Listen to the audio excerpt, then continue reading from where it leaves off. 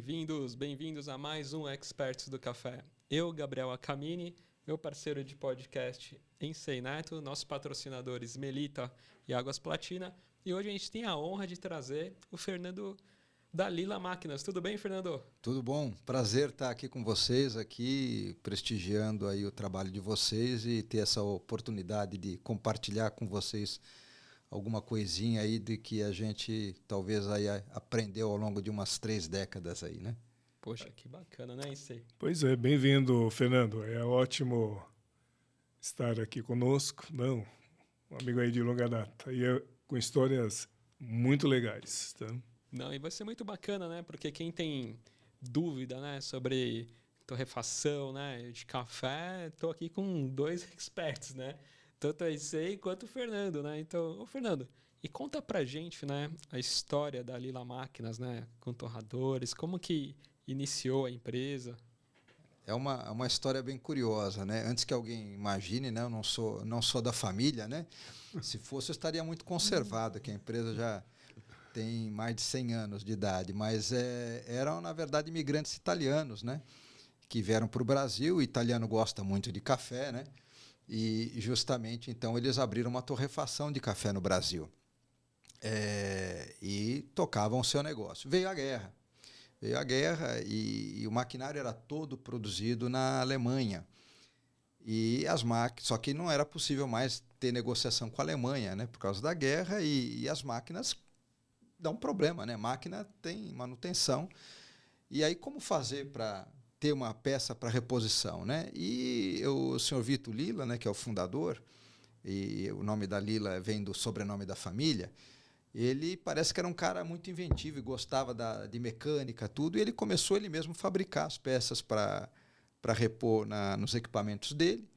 A concorrência na época não era uma concorrência acirrada, pelo contrário, eram amigos de negócios, né, em regiões diferentes. Logo os amigos começaram a pedir, me ajuda aqui com umas peças, ele começou a ajudar os amigos e de repente ele viu que aquilo podia ser um bom negócio, fechou a torrefação e abriu a Companhia Lila de Máquinas, né? E nós estamos falando de um outro mundo, né? Nós estamos falando de 1918, quer dizer, depois do início da década de 20, um mundo completamente diferente do nosso, mas ele iniciou e basicamente o que eu poderia dizer que as máquinas naquela época eram todas iguais, né? Eram tudo cópia uma da outra e tudo igual, né? Mas é um início interessante, aí, curioso, né? E hoje, na verdade, nós estamos aí já na 3ª geração, né? E uma indústria que foi profissionalizada. Hoje nós não temos mais ninguém da família trabalhando na indústria, tudo. Isso é uma visão do neto, né? O senhor Ciro Lila, que trabalhou esse caminho, né, tanto da inserção de tecnologia na empresa como da profissionalização.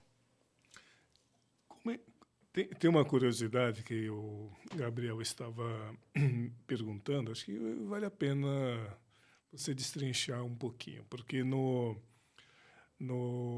na história da Lila começa com o chamado torrador de campanha. Comenta com ele o que é o torrador de campanha. O torrador de campanha, assim, é legal isso, porque ele fala um pouco da evolução, né, do processo de torra, né? E a gente estava brincando aqui, que eu falei da questão da pessoa torrar com uma frigideira o café, né? E na verdade, e aí o Ensei também conhece aí outros processos onde você vai colocar lá, imaginando uma frigideira, coloca o grão e é claro que você tem que ir mexendo, esquentando aos poucos e torrando. Então esse torrador de campanha é uma coisa muito antiga, né? Então você pode imaginar o primeiro torrador que existiu, que chamava torrador de bola, e o campanha é só uma evolução dele, né? Você imagina uma esfera virando, né? Ela vai virando, o café está lá dentro, você acende fogo embaixo. Basicamente é isso. O que ele tinha ainda de alguma coisa eram umas telinhas, né? Em alguns pontos, porque o café, quando torra, ele solta gases, né? Ele vai soltando vapores, né? E esse vapor tem que sair por algum lugar, né? Então saía por ali. E essa é a evolução da frigideira, né? No sentido, por quê? Porque a frigideira você tem ainda que ficar mexendo com a mão, e num torrador desse, que os primeiros viravam com a mão também, mas já num sentido rotativo, que era melhor. Depois, já nesse torrador de campanha, não, ele era motorizado já e tal, né?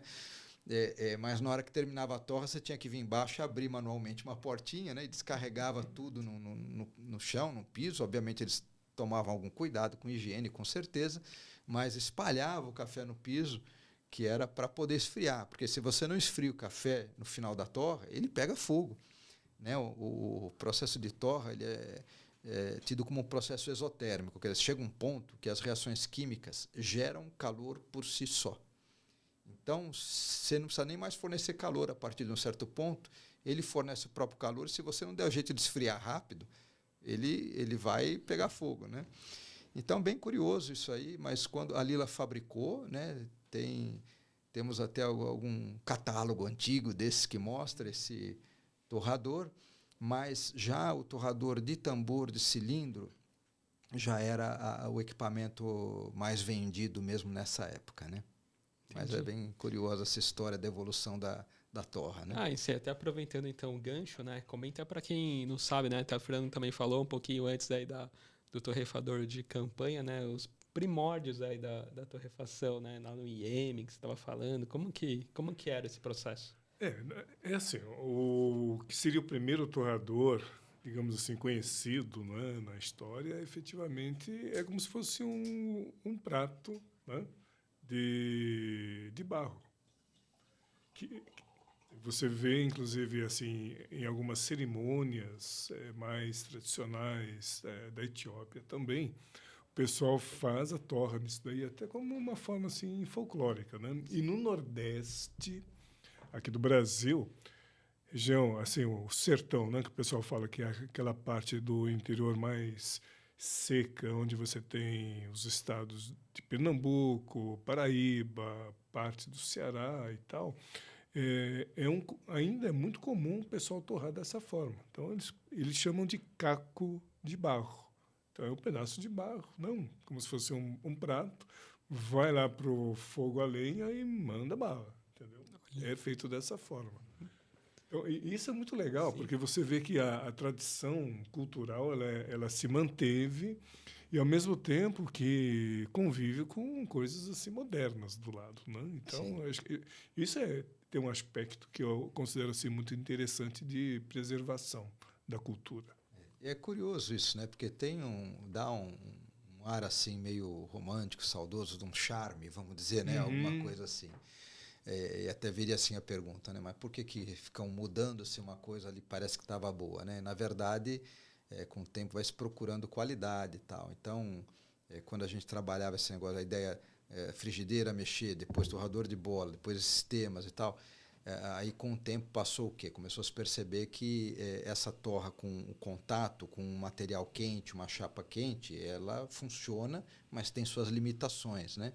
E que uma troca de calor com ar quente seria melhor. Então, aí veio, com o passar do tempo, a evolução do processo, onde os processos de torra, o maquinário procuram cada vez mais usar mais ar quente, fazer o que na engenharia chama de troca de calor por convecção, né? Substituindo a condução, que é uma troca de calor por contato, né?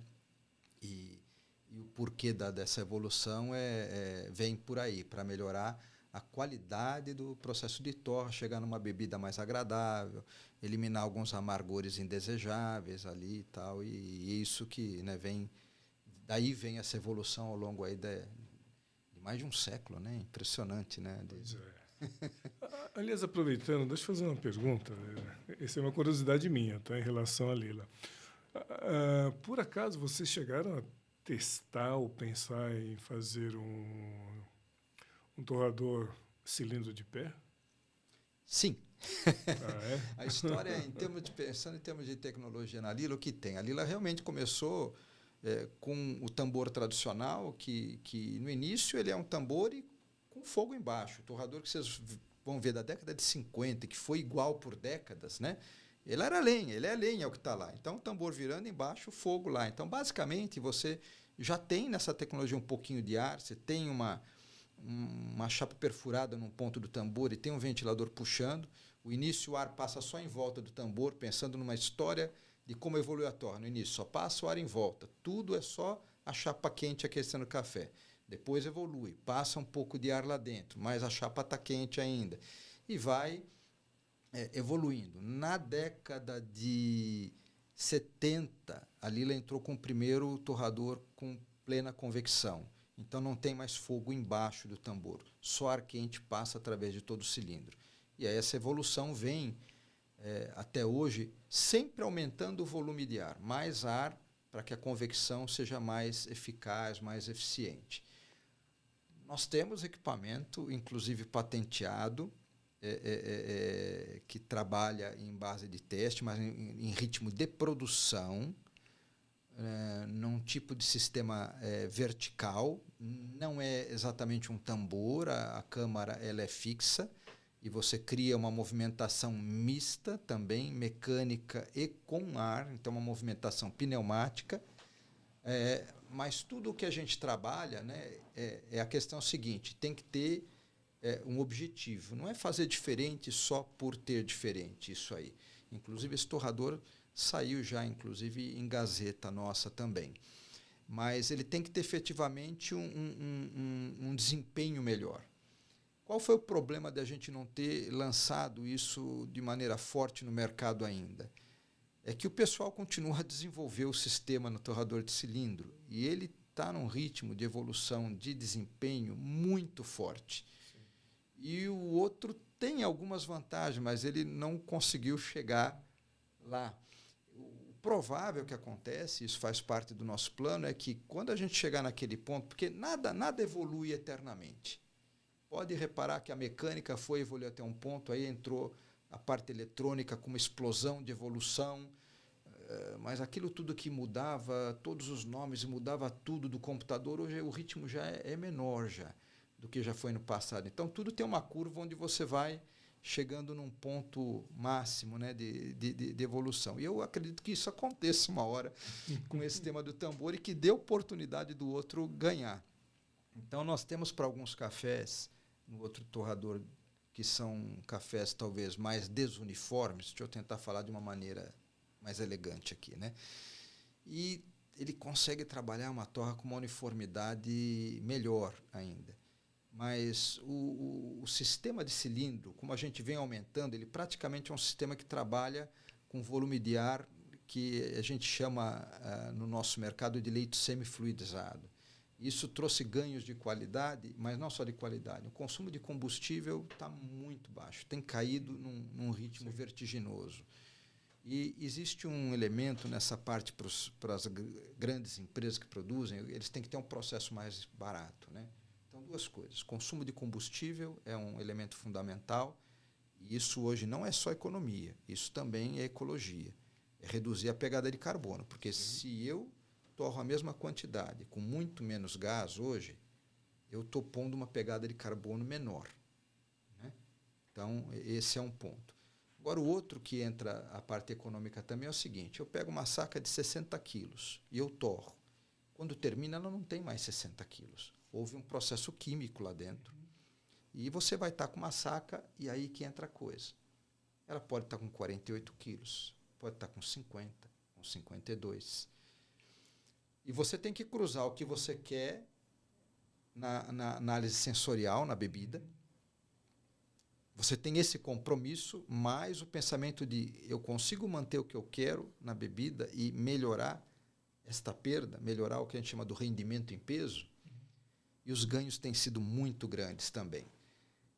Então, é mais ou menos assim. Quando a gente começou a lançar um novo projeto, e a gente tinha lá mais ou menos algumas ideias do que podia acontecer, a gente achava, não, esse outro aqui vai passar. Só que a evolução desse equipamento, que hoje está na 4ª geração, ela está muito forte, né? E ela não permitiu que o outro projeto desponte, né?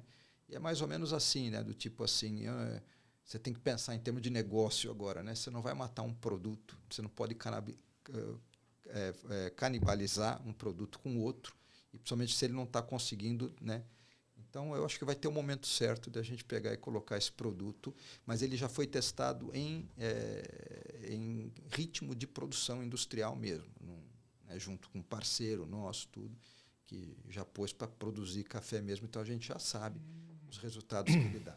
Interessante. Porque, na verdade, esse sistema que é chamado simplesmente de leito fluido, porque ele, na verdade, você tem, como o Fernando comentou, hoje praticamente o mercado todo é estabelecido com um sistema em que o cilindro fica na posição horizontal. Tá? Esse é o equipamento que domina. E aí, na década de 70, havia um engenheiro lá em Seattle que criou, né, que era o Civits, inclusive patenteou o sistema. E assim, só que o grande problema não era o fato dele ser vertical, mas é que a turbina para fazer as coisas funcionarem era do tamanho da sala. Então, e até acho que a questão também, não sei se eu estou falando besteira, mas acho que a capacidade desse, até mesmo para se colocar no vertical, acho que tem que ser menor, porque senão, o que você falou, acho que o peso da rotatividade é maior, né? Esse torrador, assim, para quem, né, não está vendo, sem imagem é complicado, e nós, a gente fala, eu sou muito imagem, então a gente está conversando, eu estou enxergando a imagem da coisa ali. Imagina, mas também agora vai ficar em desvantagem quem é muito novo, né? Aqueles carrinhos, aqueles pipoqueiros antigos, né? Que fazia, e ela sobe e desce, vai parando, que aliás existe ainda até hoje uma empresa alemã, a Neotec, fabrica nesse sistema também. Aí toda a movimentação, aí você vê que eu falei assim, nós caminhamos no cilindro para um leito semifluidizado. O que nós estamos falando aí, ele é um leito fluidizado puro, quer dizer, a movimentação é só feita pelo ar. Não existe nenhum elemento mecânico ajudando a movimentação. É só o ar que movimenta o grão, né, que faz essa mistura, vamos dizer assim. Olha.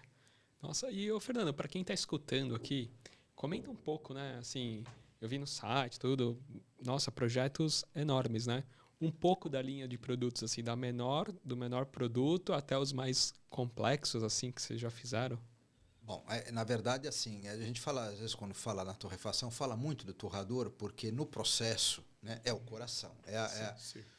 Se você for olhar, a qualidade depende de tudo, todo o equipamento, mas o coração é o torrador. E depois teria se a gente imaginasse que fosse um ser meio diferente com dois corações, um coraçãozinho menor seria a moagem, que também é muito importante. Mas a torra é o coração. Você pode pegar uma matéria-prima excelente e estragar a matéria-prima, se você não tiver um processo adequado. Na verdade, a ideia toda é sempre imaginar, olha, a minha matéria-prima que está aqui é excelente, eu quero tirar dela o melhor potencial possível, né, do que ela tem. Então, a gente fala muito de torrador, mas, na verdade, é uma planta, para uma torrefação, ela tem muitos outros equipamentos, né? E a Lila, em princípio, fabrica quase tudo. A gente não fabrica as máquinas de empacotar, porque é uma indústria diferente.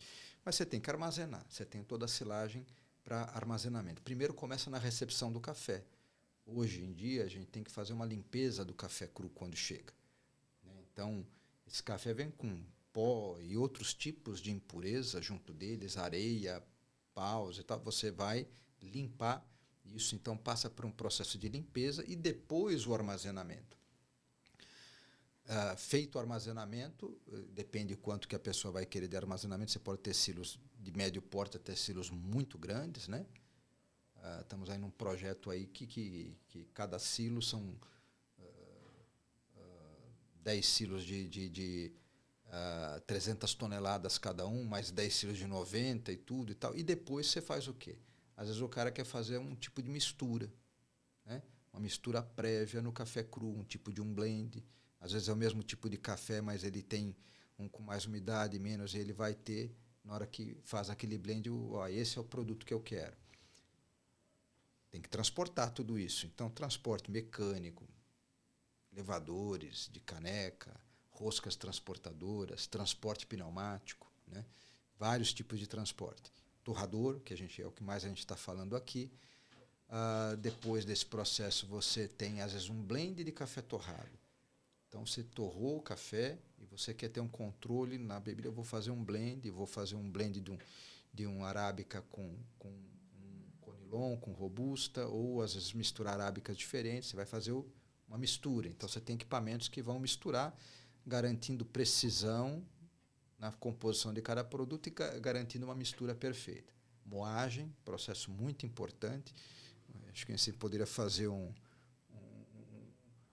capítulo à parte só falando da moagem, né? Moagem também é muito importante. Você vai ter que armazenar aquele café moído em pó, e, finalmente, o empacotamento no final. Então, uma indústria ela contém uma gama de equipamentos grandes aí, né? Não sei se era esse o aspecto que você estava querendo abordar. Você deu essa parte geral, mas agora entrando um pouco na torra, assim, no equipamento de torra, qual que é assim, o menor, assim? A gente até está falando um pouquinho antes, até para eu entender quem era seu público, né? Assim, seu público-alvo, assim. Sim. Você fala assim, tem equipamento que vai de tantos quilos até, né? Você está falando dos silos aí gigantes aí. Sim, o mercado tem na verdade, gente torrando café de todos os tamanhos, né? Então, tem gente que vai torrar café ali, sei lá, vai fazer lá torrando 2 quilos, 5 quilos, tudo. A Lila, nós temos torrador menor de 5 quilos, mas para o nosso mercado é um torrador mais destinado para a indústria, porque tem uma tecnologia embarcada muito grande nele. Então, ele é muito utilizado pelas indústrias de grande porte como laboratório para desenvolver as curvas de torra. E, a partir do que ele desenvolve, ele vai operar na sua linha de produção principal. E os maiores torradores chegam a 4, até mais, eles passam de 4 toneladas hora. Normalmente, quando a gente coloca na nossa linha uma produção, tal, aquilo é a produção mínima dele que ele faz. Então, é um range muito grande, né? Você pegar ali de 5 quilos. Num torrador desse de 5 quilos, você pode, às vezes, estar tirando 3 torras por hora. Aliás, ele torra 2 quilos, né? A carga mínima dele para torrar é 2 quilos. Então, você pode estar tirando aí 3 torras de 2 quilos. Você não faz nem 10 quilos por hora, né?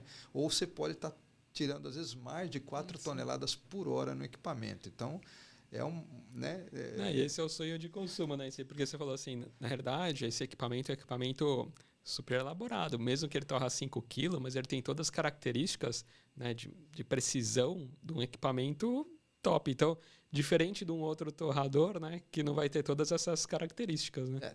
Para ter ideia, por exemplo, isso que eu falo que não serve para uma cafeteria, senão que não sirva, serve. Serve. Mas ele tem um valor agregado grande. O pessoal estava ontem, né? Estou falando aqui, eu lembrei de ontem, eu vi os testes que eles fazendo com, eu ia falar cevada, não é cevada, é o malte, né? Que é a cevada germinada, né? Ela germina e tal.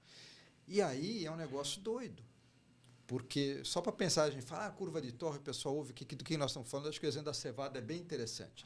Você tem uma fase do processo que ele trabalha a cristalização dos açúcares dentro da cevada. E você vai ficar 40 minutos, às vezes 1 hora, depende a cabeça de cada um no seu processo, onde você vai ter que ficar mantendo uma temperatura entre 80 e 100 graus e não pode passar. Aí você já sabe, ele está trabalhando basicamente Maillard ali. Ela vem com uma umidade elevada, você não pode tirar a umidade, então eu não posso passar muito ar lá dentro, porque a água ela é um catalisador das reações de Maillard, né?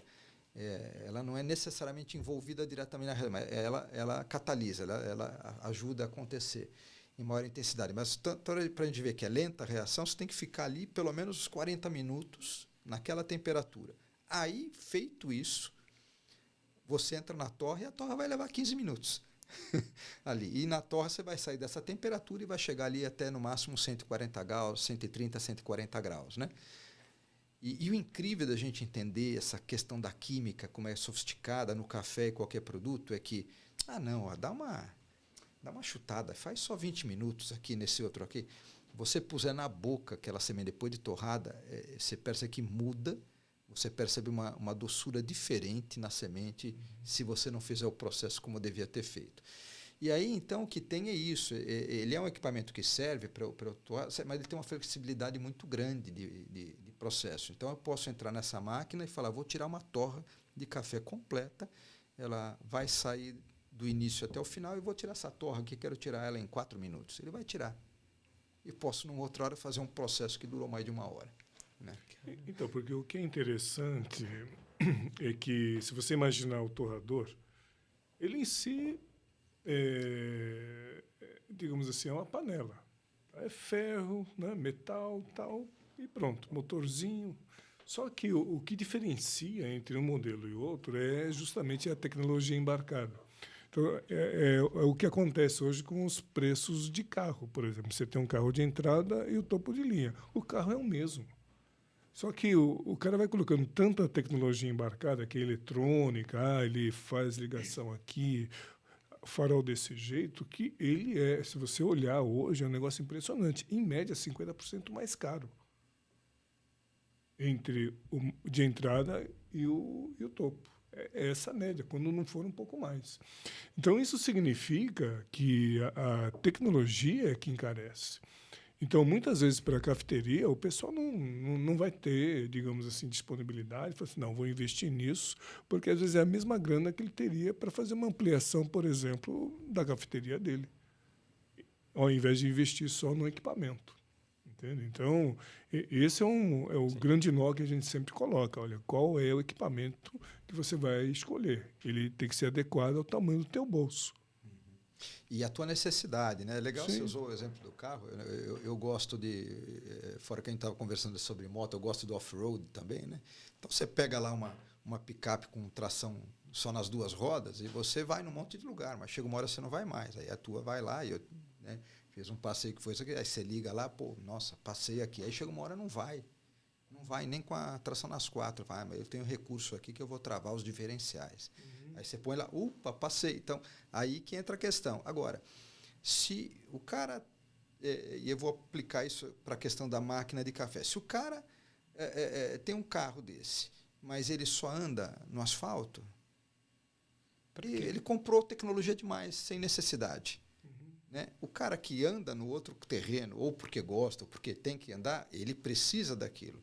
Então, aquele valor vale. Tudo aquilo que ele está pagando. E a mesma coisa no maquinário de torre, é a mesma coisa. Então, o perfil do cliente da Lila é aquele perfil de cliente que ele busca desempenho por razões muito objetivas. E elas são normalmente em duas direções. Ou é o cliente de grande porte, que procura um processo mais econômico, e ele tem que ter tecnologia para isso, né? Aquela questão do rendimento em peso, a questão... também do consumo de combustível e por favor, para que de repente alguém vai ouvir e falar, não, todos os nossos clientes se preocupam muito com a qualidade também. Mas eu vou pegar o outro extremo, por exemplo, um cliente nosso lá no Cairo, lá na Giza Foods, né? É um cliente que o negócio dele é cafés especiais.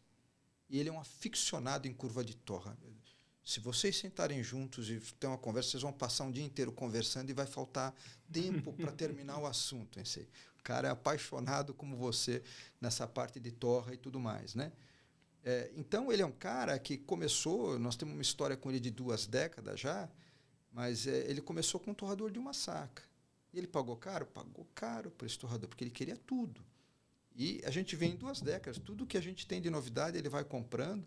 E ele foi para o 2º torrador de uma saca, para o 3º torrador de uma saca, e hoje ele montou e ele começou a crescer no negócio dele. Impressionante. Depois, fora do ar, eu comento mais um pouquinho sobre o negócio dele. E ele hoje está montando, fora aí, essa planta que continua funcionando, ele montou uma planta agora com um torrador de 4 sacas já. Um torrador que pode dar aí umas 2 toneladas por hora para ele de produção. Provavelmente ele vai trabalhar com 1,5 toneladas. Mas vocês sabem que, falando em café especial, nós estamos falando de uma produção grande. O cara tem um baita de um negócio lá. Né? E aí um cara desse que é menor, ele paga, porque aí o foco dele é o quê? É controle da qualidade do café, e ele quer, naquele café, chegar exatamente naquele ponto. Ele é aquele cara que vai discutir. Escuta, aqui eu quero que a temperatura pare de subir, e eu quero que ele fique aqui 3 minutos para subir 1 grau. Eu estou com 2 minutos, eu quero melhorar isso. E você vai ter que desenvolver no equipamento o recurso para ele conseguir fazer o que ele quer. Esse, mesmo sendo pequeno, é nosso mercado também, porque ele vai pagar pela tecnologia. E ele tem condições de pagar, porque ele vende um produto com valor agregado alto. Entendi.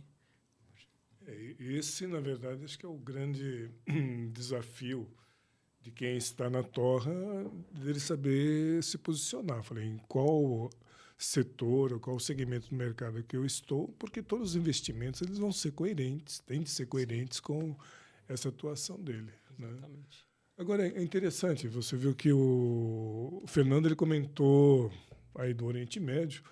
Fernando, comenta para a gente em quantos países hoje a Lila está presente? A Lila já bateu, acho que passou um pouco dos 60 países, né? É uma história longa. Nem sempre a Lila exportou, na verdade, né? Isso veio também com a terceira geração, né? É curioso que até a terceira geração a Lila não evoluía, e por não evoluir eu comentei, né? Quer dizer, todo mundo que está no topo se acomoda às vezes, né? Não é todo mundo, mas é normal quando você se acomoda e depois você... E a terceira geração veio que deu esse novo impulso, né? O Ciro Lila, ele se formou na Escola Politécnica, então era engenheiro, então ele veio com a cabeça de tecnologia.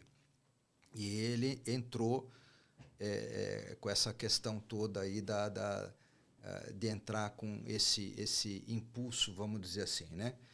Ligado nessa questão aí da tecnologia. Eu até perdi a questão do Oriente Médio que você Dos falou. países, né?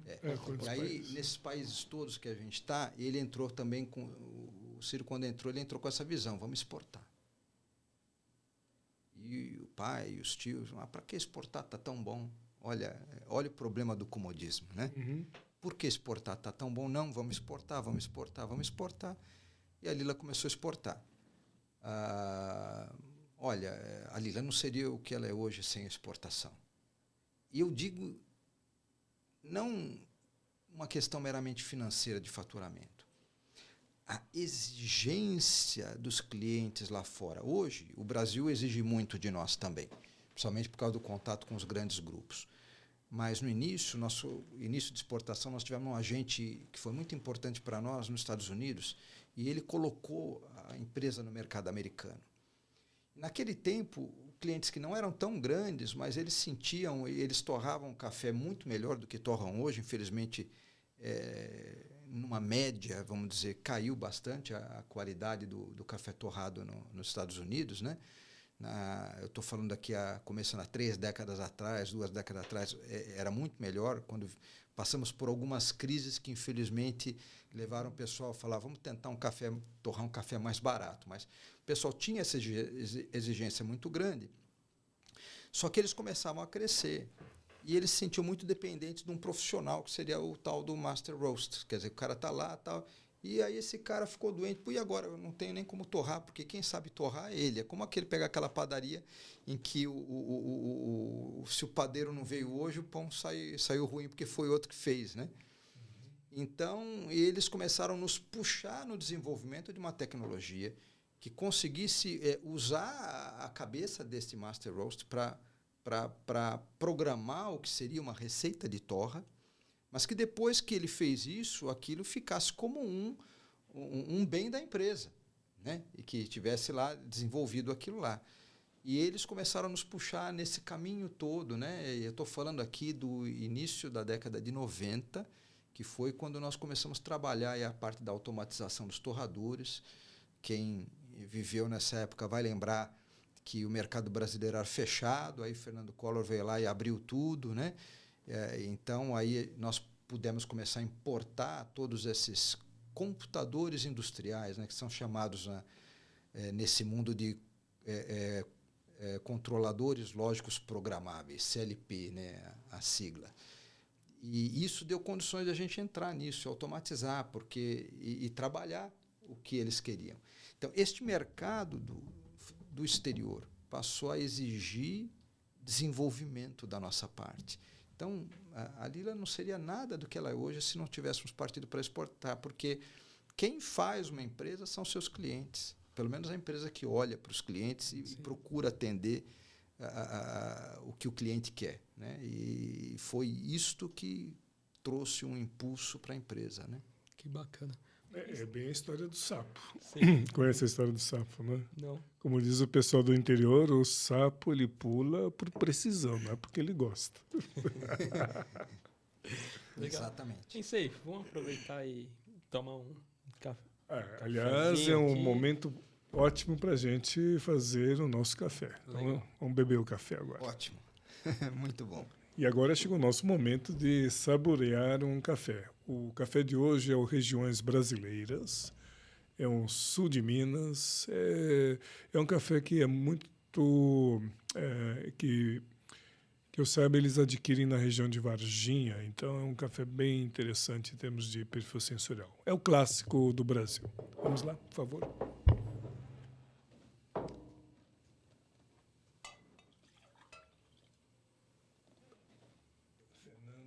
Esse aqui é o meu. Isso, esse é o seu, Sempre confundo.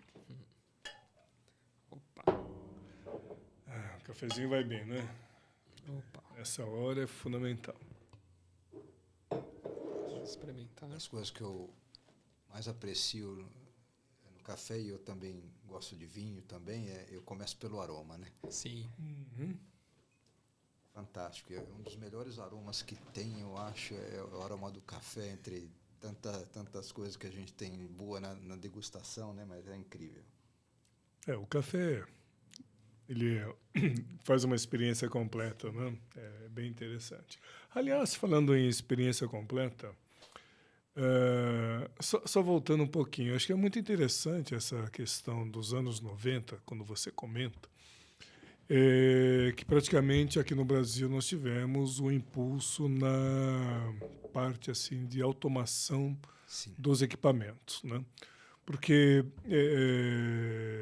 como você sabe, eu lido também muito com cafeterias, e uma das coisas que o pessoal sempre insiste, né, é que eles querem um torrador, obviamente pequeno, 5 quilos, com automação. O que a gente sempre coloca, eu falei, não faça, porque ele vai sair para 5 quilos, a automação vai sair mais caro que o equipamento. Quer dizer, se ele quiser uma automação efetiva, abre, fecha, despeja, etc. Tanto que mesmo no nosso equipamento, que eu falo que tem muita tecnologia embarcada, a gente trabalha mesmo assim ela no sentido do controle, né, de torra, que basicamente a gente fala assim, muito da evolução da temperatura do grão ao longo do tempo. E como padrão a gente não coloca automação, que é para não encarecer ainda mais. Tem cliente que já falou quero automático? Tem. Mas realmente fica, né, o valor vai ficando exorbitante, né? Sim. Aí o que você falou, né? Não adianta você ter lá toda a automação e de não ter uma pessoa lá que saiba, né, achar esse perfil. Então, assim, Exatamente. acho que a primeira coisa é você ter uma pessoa que saiba, né, regular, tirar esse perfil, que é ele que vai dar todo o tom, né? A menos que eu acho que isso tem muitas limitações, né? Agora com essa questão da inteligência artificial chegando, e um monte de gente com medo, vou perder emprego ou não, mas ainda o ser humano por trás, né? Ele vai ter que trabalhar o que eu falei. Eu vou chamar aqui até da arte, né, de trabalhar uma receita, e a gente vai poder chamar de ciência também, né? Mas eu não sei como o NC vê, eu vejo as duas coisas, porque começa na percepção, né? Começa no cupping, na análise sensorial, e tem que haver um talento aí que não é uma coisa normal. Eu sei que parte disso se treina, e o NC tem os cursos para treinar nessa análise sensorial também, mas eu vejo muito que tem muita gente que já tem uma aptidão, né? Então, eu acho que tem, certamente, a gente trabalha muito o lado da questão da ciência, do que está por trás para trabalhar uma curva de torra, mas o ser humano está ali, tem que estar por trás para fazer isso aqui. Aí, uma vez que aquela receita foi desenvolvida, aí o equipamento vai, nesta automação, vai trabalhar aquilo para garantir que sempre aquele processo aconteça da mesma maneira e que haja uma repetibilidade da experiência. Então, a torra tem que se repetir sempre do mesmo jeitinho, né? Finalizar com a mesma cor e na mesma curva, porque a experiência da pessoa, quando vai tomar, ela vai falar, é a mesma. Eu conheço esse café, por exemplo, então eu tomei e falei assim, puxa, legal, eu estou tendo a mesma experiência que eu tive, por exemplo, há um mês atrás. Tal, né? E esse é fundamental, o primeiro conceito de qualidade é esse, né? Se você vai atrás de um produto, é porque você quer repetir a experiência boa que você teve com ele, né? Exato. Assim como um grande apreciador de vinho, né? Já tomamos algumas taças juntos. A escolha de um vinho novamente é função disso. Sim. Você não vai repetir um vinho que foi terrível, né? Exatamente. Agora, tem um detalhe muito importante, né?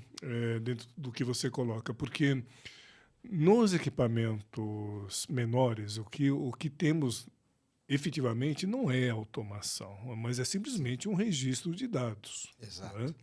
O que é muito diferente. Sim. Você registrar dados nada mais é do que você tirar fotografia. Ó, essa aqui é a fotografia daquele momento. Deu aquele, tá. É. Tanto que talvez o desafio que para torradores, equipamentos menores, hoje o pessoal tenha, mesmo assim para fins, digamos assim, profissionais, vou colocar na minha cafeteria, é que é como você cozinhar numa panela pequena. Cara, não tem jeito.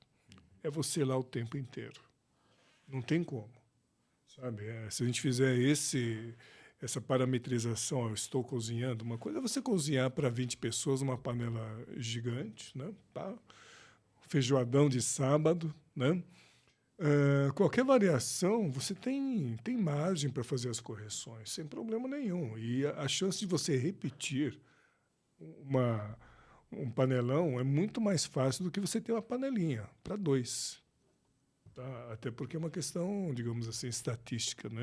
Aqui, a variação que eu vou ter porque eu deixei de colocar um pedaço de bacon vai ser muito mais perceptível do que no grandão. Que legal. Ô, Fernando, a gente estava falando dessa parte de, né, globalização aí, que vocês aprenderam muito, né? Mais de 60 países e tal. E bacana que no Brasil, mais de 1000 projetos aqui feitos, né? Sim, sim. Na verdade, o pessoal hoje aqui até ele vai computando essa marca aí dos 1000 torradores, é antiga, inclusive, Sim. né? Ela é bem antiga, o pessoal lá até parou de contar, mas tinha uma época que eles iam contando aquilo tudo, né? O Brasil, eu diria o seguinte, se eu digo que quando a Lila começou, já indo para final da década de 70, início da década de 80, começou a exportar, e isso foi um elemento motriz para a gente desenvolver tecnologia. Hoje o Brasil mudou, né? O Brasil exige tecnologia hoje, né? Então, essa questão de falar que o melhor é feito lá fora e aqui não, aqui sempre é o pior, isso felizmente tem mudado, né? E eu diria que nos dois sentidos, tanto para a indústria de alta produção, né, em que o pessoal quer eficiência energética, quer eficiência operacional. O Brasil hoje não fica devendo nada para ninguém lá fora, e o pessoal exige mesmo, né? A gente estava comentando aí no break de uma empresa, uma multinacional, onde a equipe do Brasil, da multinacional, consegue ter uma eficiência melhor do que a equipe na Europa, né? Então mudou o Brasil. Como também eu acho que talvez ainda no processo de evolução, mas tem evoluído muito, aquela história de que o brasileiro só toma café ruim. Não, isso está mudando muito, e o Essem vai falar sobre isso com muito mais propriedade do que eu, né? No sentido de que o brasileiro começa a enxergar café, não é tudo a mesma coisa, pelo contrário, apreciar um bom café, né? Então, se a gente pegar uma década atrás, talvez, não tanto tempo assim, você tomar um café, falava que ia tomar um café sem açúcar, todo mundo, mas como sem açúcar, né? E hoje você toma um café desse aqui e você vai perceber a doçura natural do café sem ter colocado açúcar nenhum. E você não quer pôr o açúcar, porque você vai mascarar, né, elementos que você aprecia, né, no café. Então, isso tem mudado muito também. Então, o brasileiro já não aceita mais qualquer coisa. Apesar de a gente dizer que isso está em evolução, né? Acho que você até vai talvez ter essa percepção melhor até do que eu desse mercado do consumidor procurando qualidade e de surgir aí indústrias buscando oferecer essa qualidade também. Aproveitando essa pergunta do Gabriel, Fernando, como é que vocês estão sentindo hoje o mercado brasileiro? Porque ele tem passado por duas características muito interessantes, né? Nós tivemos recentemente algumas aquisições gigantescas, né, no espaço de 3 anos, aquisições gigantescas que mudou assim muito forte assim o ranking assim das maiores empresas, né? E o segundo é que nós estamos vendo assim polos nascendo, digamos assim, de produção de café. Tá? Por exemplo, que não se pensava até a questão de 10 anos, que acho que hoje 10 anos seria um número muito legal, que é, por exemplo, o Espírito Santo, o norte do Espírito Santo, onde a cidade como é que chama? O norte. Onde eles estão investindo lá? Linhares, você vê plantas enormes, assim, tanto para solúvel quanto para torrefações normais mesmo.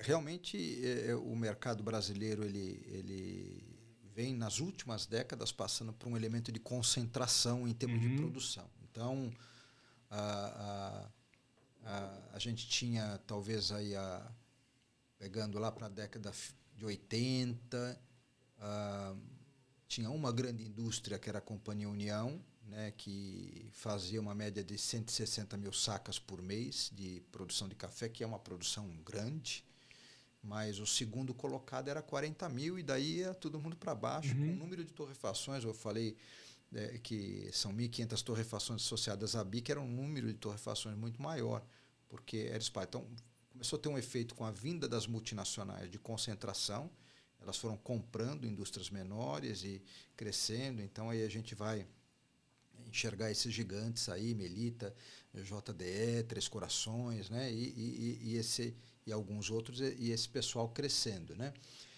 Esse é um efeito. E lá em Linhares agora é outro efeito. É mais gente vindo, né? Outras multinacionais chegando, como a Olan também chegando. Então a gente vê esses gigantes chegando e investindo. E aí tem essa questão da produção do café do Conilon, né? Eu não tenho aqui a questão lá, assim, porque ali é Conilon mesmo, Espírito Sim, Santo, sim. né? Nessa área, sim. Não, é Conilon e Robusta. Você tem ambos. E o pessoal tem falado na melhoria da qualidade também do produto, da matéria-prima. E ali se tornou um polo atraente por isso, porque a indústria de solúvel usa muito o Conilon, né? Em essência, o Conilon o sistema de spray dry é um sistema que você usa vamos dizer assim, fazer café solúvel é como se for fazer café, né? Você fala de uma maneira bem simplista, né? Você faz o café, tem o líquido, depois você faz o spray dry, você faz um spray, né? E passa um ar quente naquilo, aquela água evapora e desce um pozinho, que é o café solúvel, né? É a parte solúvel do café. E aí, praticamente tudo que se faz com spray dry é o café Conilon. E o pessoal tem a parte do freeze dry, que é um processo bem mais sofisticado. Você, incrível, faz o café, congela o café, acredita nisso? Congela, moe aquele café também de maneira simplista. E quem tiver ainda uma lembrança ainda do ensino médio, ainda vai lembrar sobre a sublimação, né? O pessoal naquela câmara, eles retiram pressão, fazem um vácuo, e aquela solução de água que estava no estado sólido, ela passa do sólido direto para o gasoso. Essa é a sublimação. Então, é como se fosse o gelo seco. Tá? É exatamente o gelo seco, só para você ter uma ideia. Sim. Isso, o gelo seco faz. Você está ali, do sólido, ele não vira líquido, ele vai para o gasoso direto. E ele faz isso e fica. Aí eles costumam usar mais o café arábica. Apesar que esse senso, eu estava ouvindo... Não, eles usam mais o Conilon, os robustas. No freeze dry? No freeze dry. Agora que eles estão começando a passar, porque o arábica, como ele tem mais complexidade em termos sensoriais, ele passa a ser mais interessante como matéria-prima para essa tecnologia. O que eu sempre vejo é que a complexidade se perde no processo do freeze, do spray dry, que usa a temperatura. Mas eu estava vendo o podcast anterior aí, que justamente falando, olha, essa história que o arábica é melhor que o robusta, isso não é exatamente uma verdade e tal. Bem interessante esse podcast aí que teve. E lá tem também, a indústria de solúvel usa muita água também, e tem um aquífero lá também, que é mais um atrativo. Então eles têm lá, nessa região do norte do Espírito Santo, 3 elementos: a questão de ter a matéria-prima ali do lado, e matéria-prima de boa qualidade, ter a questão da água com suprimento abundante e barato, tem um incentivo fiscal também lá também, que entra no incentivo do Nordeste e tudo. Sim. Então isso atraiu muito investimento recentemente, né? Então, mas a minha pergunta, só complementando, então, você tem percebido demanda maior para esses equipamentos de maior porte? Sim, a gente percebe esse crescimento, né? Nisso, por um lado, em termos de equipamento, o mercado é muito acirrado para equipamento, né? Porque pensa o seguinte, pensa 3 décadas atrás, um número de indústrias muito maior, poucas indústrias de grande porte, todas rodando um turno só por dia, 5 dias por semana. Quando entram esses grandes, eles rodam 24 horas por dia, né? 30 dias por mês, né? Para aí alguns uma vez por mês, tem indústria de solúvel que para uma vez por ano. Sim. Né? Então, se você fizer a conta, usa muito menos máquina, né, para produzir a mesma coisa. Então, tornou o mercado de manufatura muito mais competitivo, né? Por outro lado, exigindo muito mais tecnologia, muito mais valor agregado. Então, uma coisa compensa a outra. Então, o Brasil mudou nesse sentido nas últimas décadas, principalmente nas últimas 2 décadas, nessa chegada das grandes indústrias, uma concentração de produção, por um lado, empresas que produzem muito e que exigem muita tecnologia. Agora, você fala, e aí, é o fim dos pequenos? Me permita pegar e abordar esse aspecto. Eu não acredito como em nenhum lugar do mundo isso aconteceu. Porque o grande, ele vai lá e ele pode fazer um café de excelente qualidade como esse aqui. Não tem nenhuma... Mas o menor vai atender, por exemplo, com café como alguém que é atendido por variedade de vinhos, onde você tem aí, às vezes, os melhores vinhos são vinícolas pequenas, não são as gigantes. Sim. Né? E aí você vai, na medida que o mercado brasileiro começa a apreciar bons cafés, e cada vez mais eu quero algo também personalizado ao meu paladar, né? Aí eu tenho realmente o segredo da sobrevivência dos menores, e que eu acredito que jamais vai ter também de novo lugar no mercado para todo mundo, né? Porque são mercados distintos, na verdade. Perfeito.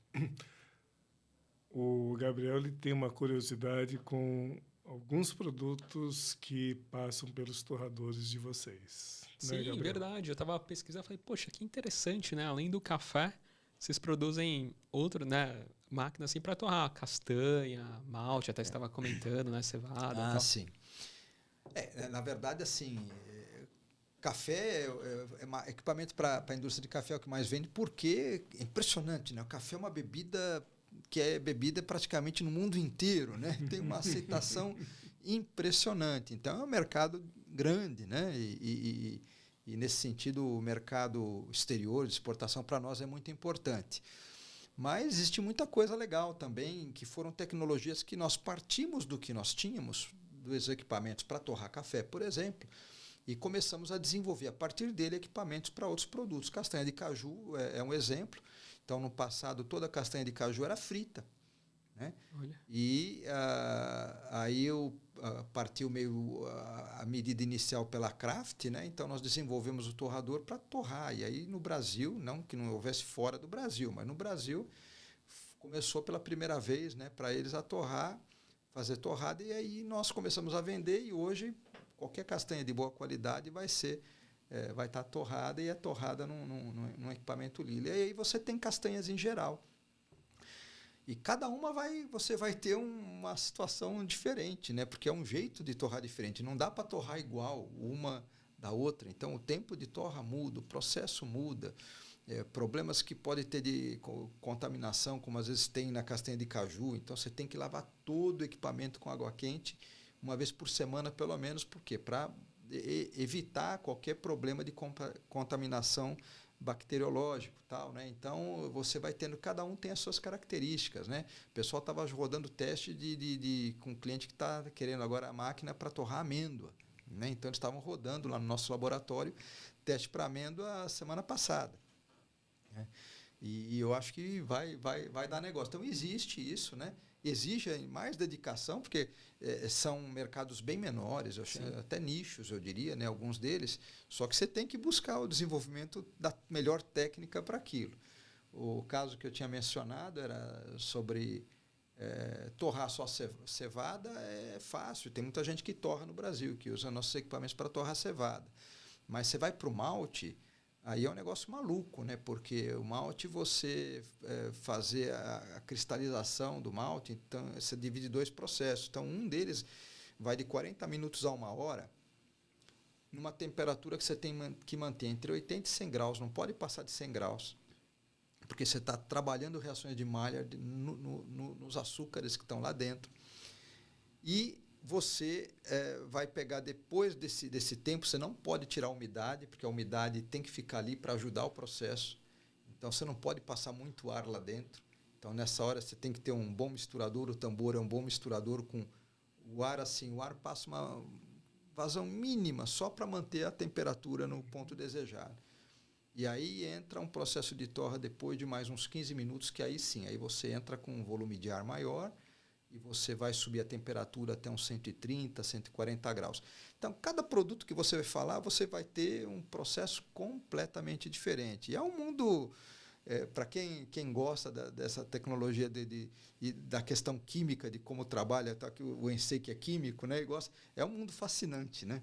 Isso é um mundo realmente fascinante. Ah, muito legal. Tem cada coisa, né? Até chicória, né? Você estava falando que vocês têm máquina para... Sim, tem máquina para chicória. E a questão toda, assim, né? Como custa, né, recurso, dinheiro mesmo você desenvolver. Porque você fala, põe aí a chicória e põe no torrador de café e torra, né? Então, o pessoal vem a demanda, né? Então, ela veio muito da Índia, lá se torra muita chicória. E o primeiro teste, depois de um tempo de trabalho, o cilindro travava, porque ela começava a formar um melaço no processo de torra e a parte móvel com as fixas se emperrava e travava tudo, né? Então, você, quando entra para desenvolver, não adianta, você tem que estar preparado, porque você vai ter que investir recurso para desenvolver, né? E hoje não, hoje a gente tem equipamento para estar torrando a chicória, tudo, né? Estamos até negociando um equipamento para a Índia mesmo, tal. Não é só a Índia que consome esse tipo de produto, mas é muito curioso como cada um tem o seu processo. Então, uma torra de chicória ela vai levar uma meia hora. Quando tem muita torra de café que você faz em menos de 10 minutos. Você pode fazer uma torra de café conforme que você quiser em 15 minutos, como você pode fazer uma torra de café em 4, 5 minutos, por exemplo. Que legal, que bacana. É um mundo, né? É outro mundo, né? Essa parte de amendoim, se você torrar, você consegue torrar. Normalmente o pessoal faz torra em meia hora, né? Torra em 15 minutos. Você torra. Na hora que você fala, nossa, quem jogou água aqui molhado? Não é alho. O óleo todo migra para fora do produto. E aí você vai vendo a característica de cada produto e fala, não dá para tentar tirar a torra nessa velocidade. A gente vai ter que trabalhar o perfil de torra certo para esse produto. Que interessante. Verdade. Muito bacana, hein, isso aí. Pois é. Puxa vida, apesar de ser uma empresa voltada para grandes empresas, acho que é muito interessante toda a tecnologia que vocês já possuem, né? Então, seria interessante deixar aqui um website para que as pessoas possam consultar, conhecer mais sobre a Lila. O site da Lila é lila.com.br, né? Então, bem tranquilo ali. Lila com 2 L's, né? Com 2 L's, é Lilla, né? Então, lila.com.br, e ali tem bastante material interessante para quem é curioso sobre o assunto, porque nós temos artigos técnicos, inclusive, que a gente tem uma gazeta que ela é um misto, obviamente que a gente tem a parte de promover o mercado, que tem, mas toda a gazeta nossa costuma vir com um artigo técnico. Então, uma curiosidade, alguma coisa sobre processo de torra ou de moagem, qualquer coisa ligada ao processamento, normalmente de café. Então, quem tem curiosidade sobre o assunto, ali tem um material interessante para estar lendo e conhecendo um pouquinho mais sobre esse mundo, né? Que legal. Interessante. E outros produtos, né? Quem está escutando aqui quer saber se dá para torrar, né? Tá falando com um super especialista, né? Isso aí. Sim, Contato com o nós temos Fernando. um laboratório que é justamente para desenvolver aplicações, né? Não só a gente desenvolve com clientes que queiram desenvolver uma curva de torra, uma receita diferenciada, dependendo daquilo que ele quiser, né? como também para produtos diferenciados. Eu lembro que essa questão é bem curiosa e essa é uma experiência que você tinha que estar junto com a gente. Nós estávamos na China, né? E fazendo uma semana de testes com o cliente e tudo tal. E foram 4 dias de testes lá, né? Torrando mesmo, né? Levamos um torrador de laboratório mesmo assim, levamos até lá e fazendo tudo aquilo. E o cara chegou num dado momento, bom, esse produto que a gente vai fazer agora é o seguinte, olha, a gente tinha torrado tal, a matéria-prima é essa tal, e tantas coisas que a gente torrou uma vez, não sei o que foi que a gente fez, que a gente torrou, e eu senti um aroma de mexerica, né? O cara falou, né? E eu estava junto comigo, com uma outra pessoa também que entende muito do processo de torre e tal, tudo, né? E ele falou isso aqui, e eu olhei para o meu parceiro e falei assim, meu amigo, nós estamos perdidos agora, né? Porque o que é aroma de mexerica na percepção dele? Como que a gente vai estar percebendo isso? E foi uma experiência muito interessante, porque nós começamos lá, então, a trabalhar as receitas de torre. Cada vez que a gente fazia uma torra ou não, o tempo era limitado, né? Porque o ideal é o seguinte, você faz uma torra hoje, você vai degustar ela daqui a uns 2 dias. Né? Esse é o ideal, porque você tem uma amadurecer. A bebida ela não bebe igual se você provar na mesma hora, mas nós não tínhamos tempo, a gente tinha que ir meio que a queima-roupa. Né? Isso já era uma dificuldade. E aí o que aconteceu foi que passamos uma manhã toda torrando e provando e degustando e nada, tal. Fomos para o almoço, tudo, tal. Aquele já era o último dia, né? E eu falei com meu colega, falei, meu amigo, nós temos que tentar alguma coisa diferente, porque não rodou. Já estamos ontem brigando aqui, não chegou tal. E eu falei, vamos, né, desenhei uma curva lá, né? A curva que a gente fala é sempre a evolução da temperatura do grão ao longo do tempo, né? Desenhei uma curva e falei, pô, mas isso aqui é muito maluco. Eu falei, não adianta a gente querer fazer a mesma coisa e querer um resultado diferente, né? Quer dizer, falou, né? Atribuem às vezes a Einstein, duvido que tenha sido ele que falou, mas que louco é aquele que quer um resultado diferente e continua fazendo a mesma coisa, né? E aí fizemos umas tentativas meio malucas, doidas assim, e daqui a pouco nós estamos lá, aqui e tal, e o cara começou a passar o café, e ele usava um método para passar, ele não fazia no método mais oficial, ele pegava e fazia no coador, né? E ele vinha fazendo sempre igualzinho, né? Rodando, fazendo a espiral no café, com um cuidado, mas sempre igualzinho. E o cara está lá rodando, e o outro do outro lado lá começou a falar em chinês, não entendia nada, né? A gente tinha junto conosco um tradutor, né? E eu comecei a olhar para ele, o que ele está falando? Que o cara está lá assim, ele está sentindo o cheiro de mexerica, o aroma de mexerica, né? Aí eu mesmo peguei aquele café assim, pegava assim, punha assim, assim, até brinquei, né, com o rapaz do meu lado, e falei assim, olha, sente mesmo o aroma, né? Sente que é mexerica mesmo assim, com muita imaginação, né? Estou brincando aqui tudo, e não estou dizendo que ele não estava percebendo, não, tenho certeza que ele estava percebendo o que ele queria, né? Mas entra uma questão muito que entra um pouco da arte e tal, e às vezes eu vou comunicar o que é um aroma, quer dizer, é uma experiência subjetiva minha, vai ser diferente da tua, né? Mas é uma curiosidade isso, né, daquilo que aconteceu, né, um evento bem curioso, e eu estava já, né,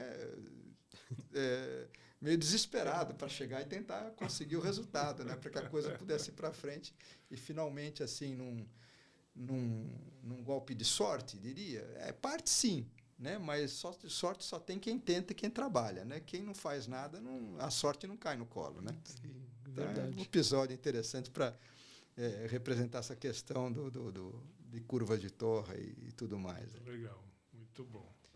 Que legal isso aí. Mas obrigado, viu, Fernando? A gente queria te agradecer, né? Agradecer aqui nossos patrocinadores, né? A Melita, Águas Platina.